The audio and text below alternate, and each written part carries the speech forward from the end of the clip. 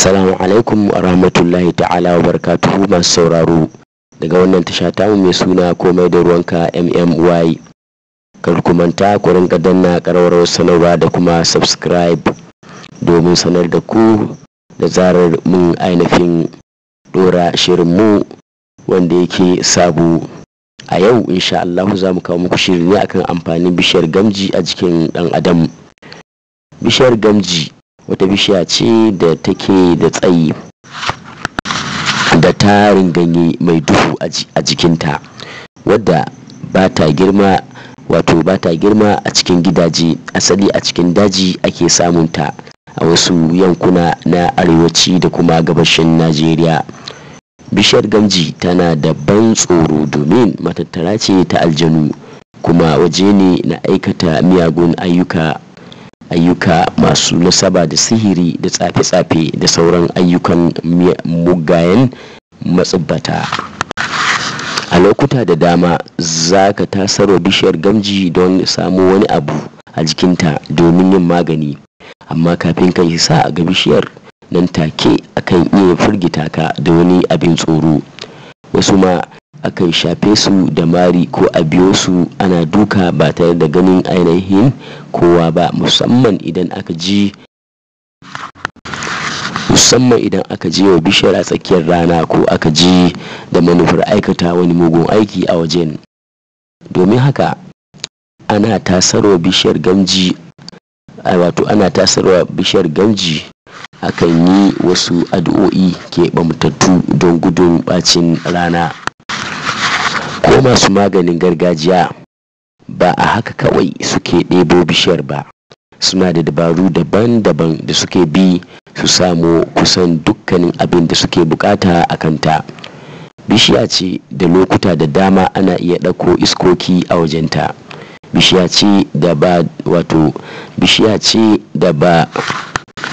ba a barin yara su yi wasa a ƙarƙashinta don gudun tozali da miyagun jinnu. Bishiya ce da idan ka ce za ka farka daga barci a cikin tsakiyar dare ka je ka sassaƙo bawanta ko gino saiwarta, to za ka iya gamuwa da tirjiya ta ban tsoro ko kuma ka haukace. Bishiya ce da idan aka ci karo da bacin rai za a je wajen sassaƙo bawanta, kana fara sarawa sai ka ga jini ya zubo, kai mutum dole hankalinsa ya tashi. Gamji bishiya ce da ba ta da bukatar mutum mai jinnu ko alamun jinnu a jiki, walau mace ko namiji ya ziyarci ta, don ko da sun kwanta wani abun na daban zai iya faruwa. Bishiya ce da ana saranta ana sassaƙa amma kuma tofo take yi. Wannan ne sa masu karin magana a Hausa ke cewa sara da sassaƙa baya hana gamji tofo. Akwai ma wasu ƙwari da macizan da ba sa zama a ko ina sai a kogon bishiyar gamji. Wannan duk dai yana da alaƙa da iskoki. A tsarin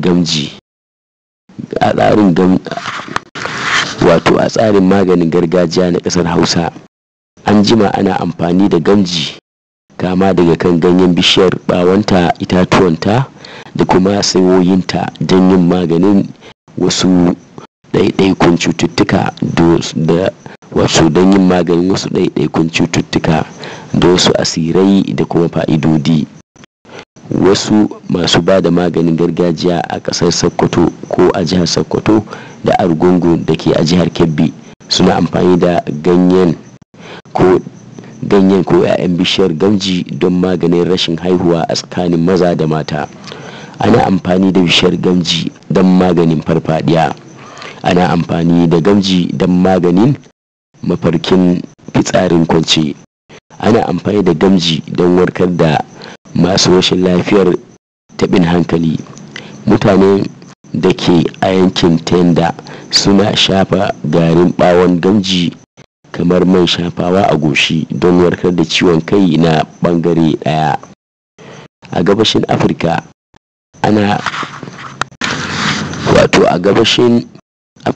ana matse ɓawon gamji ɗanyen sai a tace da ruwan ɗumi a sha rabin kofi bayan an karya don maganin cututtukan ciki.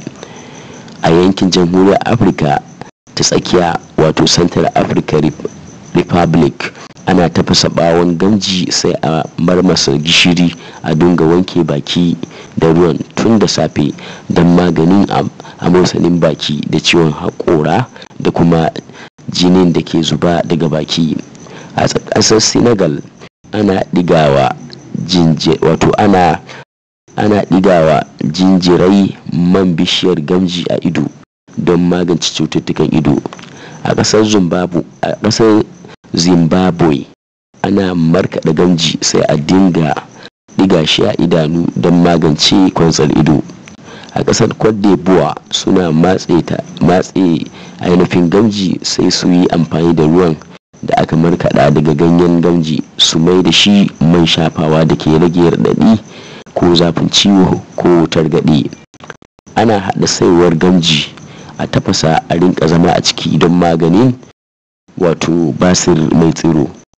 Bishiyar gamji na maganin kambun baka da maita, tana maganin yawan damuwa da kuma rashin bacci da yardar Allah. Kuma sauraro a takaice wannan shine bayani dangane da bishiyar gamji da kuma 'ya'yanta ko saiwarta ko ganyenta da kuma irin fa'idar da za a iya samu daga gare ta daga wannan tasha ta mai suna komai da ruwanka MMY. Wassalam, ku huta lafiya, sai mun haɗu a cikin shirye-shiryenmu na gaba.